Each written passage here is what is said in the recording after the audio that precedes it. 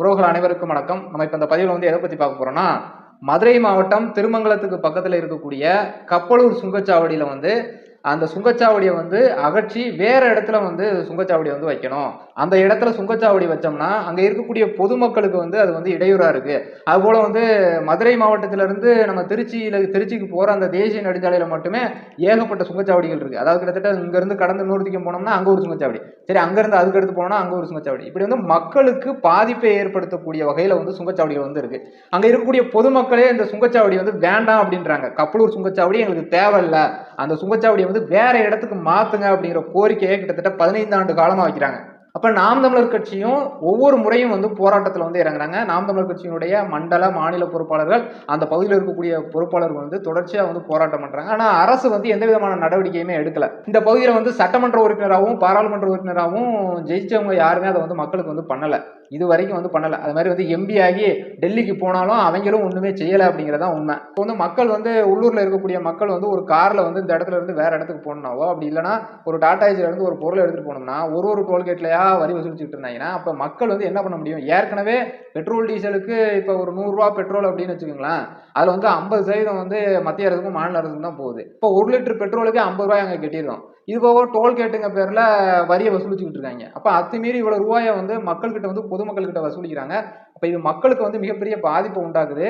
அப்ப நாம் தமிழர் கட்சி இந்த போராட்டத்தை மிக வீரியமா கொண்டு போனோம். ஏன்னா இவ்வளவு ஆண்டு காலமா போராட்டமும் நமக்கு பேச்சுவார்த்தை அப்படிங்கிற பேர்ல அதை அப்படியே தடுத்து நிறுத்திருந்தாங்க. அப்ப கொஞ்சம் வீரியமா போராட்டத்தை கொண்டு போவோம் அப்படின்னு சொல்லி நாம் தமிழர் கட்சியினுடைய கொள்கை பரப்பு செயலாளராக இருக்கக்கூடிய அருண் ஜெயசீலன் அவர்கள், அதுபோல அங்க இருக்கக்கூடிய மண்டல பொறுப்பாளர்கள், அங்க இருக்கக்கூடிய நாம் தமிழர் கட்சியினர் கிட்டத்தட்ட 50 பேருக்கு மேல, கிட்டத்தட்ட 70 பேர் வரைக்கும் சொல்றாங்க, அவ்வளவு பேர் போய் இந்த போராட்டத்தை வீரியமா கொண்டு போவோம், நம்ம கப்பலூர் சுங்கச்சாவடியை முற்றுகையிட்டு போராட்டம் பண்ணுவோம், அப்ப அரசினுடைய கவனத்துக்கு போவோம், ஐயா ஸ்டாலின் அவருடைய காதுல போய் விழும், அப்படியாவது பொதுமக்களுக்கு அதை அந்த சுங்கச்சாவடியில கட்டணம் வசூலிக்கிறத நிறுத்துவாங்க அப்படிங்கிறதுக்காக இந்த போராட்டத்தினை அருண் ஜெயசீலன் அவர்கள் இந்த போராட்டத்தை வீரியமா கொண்டு போறாங்க.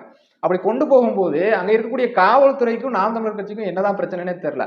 அங்க இருக்கக்கூடிய சப் இன்ஸ்பெக்டரோ இல்ல இன்ஸ்பெக்டரோ இல்ல உயர் அதிகாரிகளோ யாருமே ஒரு போராட்டம் நடத்துறாங்க, ஒரு முற்றுகை போராட்டம் நடக்குது அப்படின்னா அந்த போராட்டம் நடக்க இடத்துல அந்த அரசியல் கட்சிகிட்ட போராட்டம் பண்ண போவாங்க. அவங்கள ஒரு திருமண மண்டபத்திலே எதுலையாவது அவங்கள கைது செஞ்சு ஒரு நாள் முழுவதும் அந்த மண்டபத்தில் அடைச்சு வச்சிருப்பாங்க.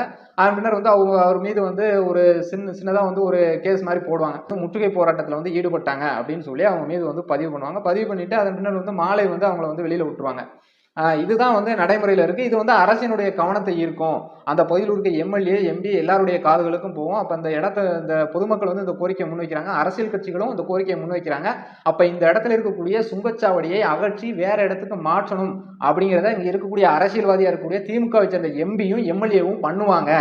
ஐயா ஸ்டாலின், முதலமைச்சராக இருக்கக்கூடிய ஐயா ஸ்டாலின் அவர்கள் பண்ணுவாங்க, காவல்துறை மூலமாக அது போகும் அப்படிங்கிறதுக்காக தான் நாம் தமிழர் கட்சி அந்த இதை முன்னெடுத்து பண்றாங்க அருண் ஜெயசீலன் அவர்கள். அப்ப இது கூட புரியாம ஒரு மனநலம் பாதிக்கப்பட்ட ஒரு பைத்தியக்கார மாதிரி அங்க இருக்கக்கூடிய ஒரு காவலர் என்ன பண்றாரு அப்படின்னா, நேரா போய் அண்ணன் அருண் ஜெயசீலன் அவரோட சட்டையை பிடிச்சி இழுத்துக்கிட்டு என்னமோ பெரிய வீராதி சூரன் மாதிரியும் சிங்கம் படத்துல அப்படியே இழுத்துட்டு போற மாதிரி மனசுக்குள்ள சூர்யான்னு நினைச்சுக்கிட்டு, சிங்கம் சூர்யா அப்படிங்கிற மாதிரி மனசுக்குள்ள நினைச்சுக்கிட்டு போயிட்டு அப்படியே சட்டையை பிடிச்சி வேகமா இழுத்துட்டு வராரு. யோ நீ என்ன பைத்தியமா இல்ல பைத்தியம் மாதிரி நடிக்கிறியா, இல்லைன்னா மனநலம் ரொம்ப பாதிக்கப்பட்டுருச்சா அப்படின்னு கேள்வி எனக்கு கேட்க தோணுது. ஏன் அப்படின்னா, ஒரு கஞ்சா வைக்கிறவனை போய் சட்டையை பிடிச்சி இழுத்து கொண்டு போனா சரி, காவல்துறையா இருக்கக்கூடிய அந்த காவலர் சரியா தன்னுடைய கடமை செய்யறாரு அப்படிங்களாம். இல்ல ஒருத்தன் ஏதாவது கற்பழிப்பு பண்ணிட்டாங்கன்னா சட்டையை பிடிச்சி எடுத்துட்டு போனாங்கன்னா ஏய் தப்பு பண்ணியிருக்கான் அதனால இழுத்துட்டு போறாங்கன்னு சொல்லலாம். இல்ல நீங்க இந்த திராவிட மாடல் ஆட்சியில அரசு மதுபானம் விற்கிறாங்க, அது மாதிரி தெருவுக்கு தெரு மதுபானம் வைக்காங்க இல்லையா, அப்படி தெருவுக்கு மதுபானம் வைக்கிறவங்களை சட்டையை பிடிச்சி எடுத்துட்டு போனா சரின்னு சொல்லலாம். அப்ப கொலை பண்றவனை பிடிச்சி எடுத்துட்டு போயிட்டாங்க, அந்த கொலை குற்றவாளியை கண்டுபிடிச்சிட்டாங்க, சட்டையை பிடிச்சி எடுத்துட்டு போனாங்க அப்படின்னு சொன்னா சரிங்களா? அப்ப கொலை பண்றவங்க, கொள்ளை பண்றவங்க, அது போல சாராயம் விற்கிறவங்க, அது மாதிரி கஞ்சா விற்கிறவங்க, அது போல அரசு அதிகாரிகள்லாம் லஞ்சம் வாங்குறாங்க இல்லையா, அந்த லஞ்சம் வாங்குறவங்கள சட்டையை பிடிச்சி காவல்துறை இழுத்துட்டு போனுச்சுன்னா, ஒரு தவறு செய்யறவங்கள சட்டையை பிடிச்சி எடுத்துட்டு போற காவல்துறை சரியான காவலர்னு சொல்லலாம்.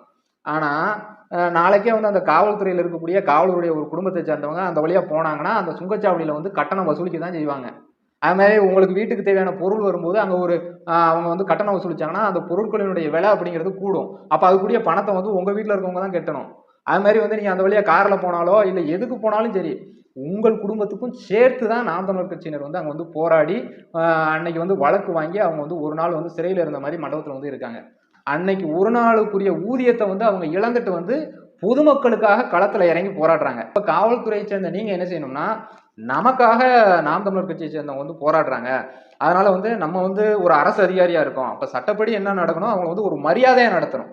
அவர் வந்து அண்ணன் அருண் ஜெயசீலன் அவர்கள் வந்து நாம் தமிழர் கட்சியினுடைய மாநில பொறுப்பாளர், மாநில கொள்கை பரப்பு செயலாளராக இருக்காங்க.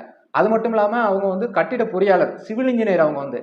அப்ப காவல்துறையில ஒரு ஏட்டா இருக்கலாம், இல்ல நீங்க காவலரா இருக்கலாம், இல்ல நீங்க வந்து உயர் அதிகாரியா கூட இருக்கலாம். நீங்க எப்படி வேணாலும் வந்துட்டு போங்க. அந்த காவலரினுடைய பேர் வந்து சிவா, அவருடைய காவலர் எண் அப்படிங்கிறது 2183 அப்படின்னு சொல்லி அண்ணன் அருண் ஜெயசீலன் அவர்கள் வந்து அவங்க காணொலியில கூட வெளிப்படையா சொல்லியிருந்தாங்க. அப்ப இதை வந்து காவல்துறை உயர் அதிகாரிகள் வந்து கவனத்தில் எடுத்துக்கணும். ஏன்னா இவர் வந்து மனநலம் பாதிக்கப்பட்டவர் போல இருக்காரு. ஏன் அப்படின்னா, ஒரு மாநில கொள்கை பரப்பு செயலாளர், ஒரு அரசியல் கட்சியை சேர்ந்த ஒரு மாநில பொறுப்புல இருக்கவங்கள சட்டையை பிடிச்சி இழுக்கிறாருன்னா, அப்ப இவர் வந்து என்ன மாதிரியான மனநிலையில இருக்காரு அப்படிங்கிறத இவர் வந்து மனநல மருத்துவமனைக்கு அனுப்பி பரிசோதிக்கணும். ஒருவேளை வந்து அவர் வந்து மனநலம் பாதிக்கப்பட்டிருந்தா அவருக்கு வந்து அதுக்குரிய சிகிச்சை கொடுக்கணும். அது மாதிரி வந்து இங்க வந்து போராட்டத்தில் ஈடுபட்டவங்கள தாக்கியிருக்காங்க. அந்த காவலர் வந்து என்ன பண்ணியிருக்காருன்னா, அங்க போராட்டத்தில் ஈடுபட்டுக்கிட்டு இருந்த அந்த நாம் தமிழர் கட்சியினர் என்ன பண்ணியிருக்காங்கன்னா, கையில காலில் அடிபடுற மாதிரி, அதுக்கடுத்து ஒருத்தருக்கு வந்து உதட்டில் வந்து அடிச்சு ரத்தம் வருது மாதிரி. அது மட்டும் இல்லாம அருண் ஜெயசீலன் அவர்களை வந்து சட்டையை பிடிச்சி இழுத்துருக்காங்க. அப்ப இதற்கு வந்து உயர் அதிகாரிகள் வந்து உரிய நடவடிக்கை வந்து எடுக்கணும். ஏன்னா வந்து உங்களுக்கு தெரியாமலாம் இருக்காது, இதற்கான வீடியோ அப்படிங்கிறது தமிழ்நாடு முழுவதும் வைரலாகி பரவிருச்சு. அப்ப நீங்க உரிய நடவடிக்கை வந்து எடுக்கணும். ஏன்னா அந்த காவலர் வந்து மனநலம் பாதிக்கப்பட்டவர் போல நடந்துக்கிறாரு. நம்ம வந்து பொதுவா வந்து எல்லா காவல்துறையையும் எல்லா காவலர்களையும் நம்ம வந்து சொல்லலை. ஏன் அப்படின்னா, காவல்துறையிலே நேர்மையான பல அதிகாரிகள் வந்து இருக்காங்க. நம்ம வந்து நேர்மையான அதிகாரிகளா இருந்தா அவங்கள பார்த்து நமக்கு வந்து மரியாதை கொடுக்கணும்னு தோணும். அவங்க மேல வந்து ஒரு நல்ல அபிப்பிராயம் வந்து வரும். இவங்க கிட்ட போனா அந்த பிரச்சனைக்கு வந்து சரியான தீர்வு கிடைக்கும். இவர் வந்து நேர்மையான காவல்துறை அதிகாரி, இவர் வந்து சரியான நடவடிக்கை எடுப்பாங்க. இந்த கூட்டணி இப்போ கொலை பண்ணுறாங்கன்னா அதற்கு உரிய நடவடிக்கை எடுப்பாங்க, கொள்ளடிச்சாங்கன்னா அந்த திருட்டை கண்டுபிடிப்பாங்க.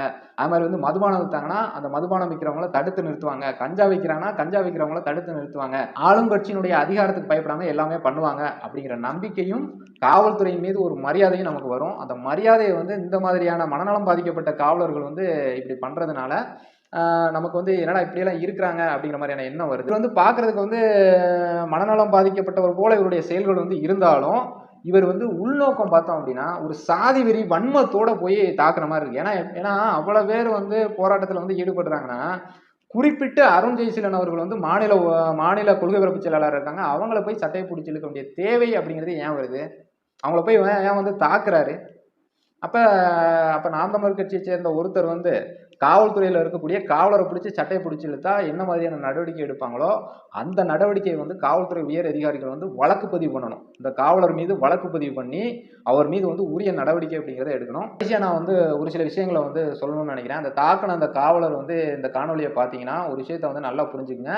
இப்போ நாம் தமிழர் கட்சி போராடுறதும் அண்ணன் அருண் ஜெயசீலன் அவர்கள் போராடுறதும் சாதி மதம் எல்லாத்தையும் கடந்து பொதுமக்களுக்காக போராடுறது எதற்காக அப்படின்னா, அந்த பகுதியில் பொதுமக்கள் கிட்ட வசூலிக்கக்கூடிய அந்த கட்டணம் அப்படிங்கிறது உங்கள் குடும்பத்தையும் பாதிக்கும், பொதுமக்களையும் அதிகமாக பாதிக்குது. அதனால தான் நாம் தமிழர் கட்சி வந்து இந்த போராட்டத்தை வந்து முன்னெடுத்து நடத்துறாங்க. அது மாதிரி நீங்கள் வந்து சாதி வெறியோட தெரியலாம், ஆனால் நாம் தமிழர் கட்சியில் வந்து சாதி பார்க்கறது இல்லை, உயிர்மனையம் பேசக்கூடிய கட்சி தான் நாம் தமிழர் கட்சி. உங்களுக்கே வந்து ஒரு விபத்து ஏற்பட்டால் கூட அண்ணன் அருண் ஜெயசீலன் அவர்கள்கிட்ட சொல்லி இந்த மாதிரி வந்து இந்த வகையான ரத்தம் வந்து எனக்கு தேவைப்படுது அப்படின்னு சொல்லி சொன்னா கூட அருண் ஜெயசீலன் அவர்கள் வந்து நாம் தமிழர் கட்சியினுடைய குருதிக்குடை பாசறை மூலமா ரத்தத்தை கொடுப்பாங்க. அப்ப ரத்தத்தை கொடுத்து மக்களுக்காக போராடக்கூடிய நாம் தமிழர் கட்சியின் மீது ஏன் இவ்வளவு வன்மத்தோட நீங்க செயல்படுறீங்க அப்படிங்கிறது புரியல. ஏன்னா உயிர்மனையம் பேசக்கூடிய கட்சி, இங்க வந்து நீங்க வந்து ஜாதி வெறியோட செயல்பட வேண்டிய அவசியம் அப்படிங்கிறது இல்லை.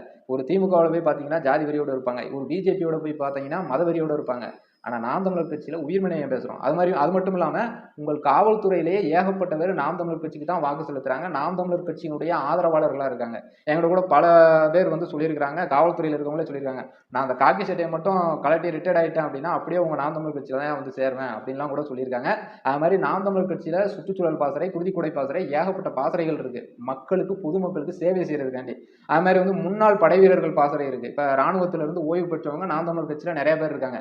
அப்ப ஆர்மியே வந்து நாம் தமிழர் கட்சியில தான் இருக்கு. அப்ப காவல்துறையும் நாம் தமிழர் கட்சிக்கு தான் ஆதரவா செயல்படுறாங்க.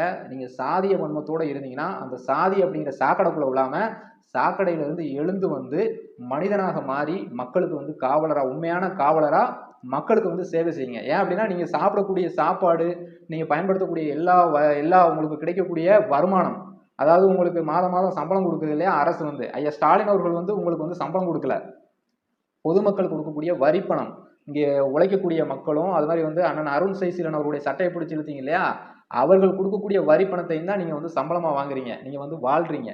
அப்போ புரிஞ்சுக்கங்க, நீங்கள் மக்களுக்கு உண்மையாக இருங்க, போராடக்கூடிய போராளிகளுக்கு மதிப்பு கொடுத்து மரியாதை கொடுங்க. சட்டப்படி எப்படி நடத்தணுமோ அப்படி நடத்துங்க. அப்படி நீங்கள் நடத்துனீங்கன்னா உங்கள் மீது வந்து எங்களுக்கு மரியாதை அப்படிங்கிறது வரும். அப்படி இல்லைனா உங்களை வந்து பார்க்கும்போது ஒரு கஞ்சா வியாபாரி எப்படி இருப்பானோ, இல்லை வந்து ஒரு போதைப் பொருள் விற்கிறவன் எப்படி இருப்பானோ, கொள்ளக்காரன் எப்படி இருப்பானோ, அந்த பார்வையில் தான் பொதுமக்களே வந்து உங்களை பார்க்கக்கூடிய சூழல் வந்து உருவாகும். அதனால் வந்து காவல்துறையை சேர்ந்த காவலராகிய நீங்கள் சாதி வெறியோடு இருக்காதீங்க, மத வெறியோடு இருக்காதீங்க, மனிதாபிமானத்தோடு நடந்து கொள்ளுங்கள். எப்படி வந்து ஒரு போராடுறவங்களை வந்து எப்படி வந்து நடத்தணும் அப்படிங்கிறத வந்து புரிஞ்சுக்குங்க. இல்லை உங்களுக்கு வந்து மன அழுத்தம் இல்லை வந்து உளவியலாக ஏதாவது பிரச்சனை இருந்துச்சுன்னா அதுக்கு வந்து சிகிச்சை எடுத்துக்கங்க. அதுபோல் காவல்துறையில் இருக்கக்கூடிய காவலர்கள் எல்லாருமே புரிஞ்சுக்கிட வேண்டிய மிக முக்கியமான விஷயம் என்னென்னா, இது எந்த அரசியல் கட்சியிலுமே சொல்லலை. நாம் தமிழர் கட்சியினுடைய ஆட்சி வரைவில் மட்டும்தான் ஆண் காவலர்களுக்கு வந்து 8 மணி நேரமாகவும் பெண் காவலர்களுக்கு வந்து 6 மணி நேரம்னு சொல்லி வேலை நேரம் வந்து சொல்லியிருக்காங்க. வேற எந்த ஒரு அரசியல் கட்சியுமே சொல்லலாம். இது எல்லாமே காவல்துறையில் இருக்கக்கூடிய காவலர்கள் வந்து புரிஞ்சுக்கணும். நன்றி, வணக்கம்.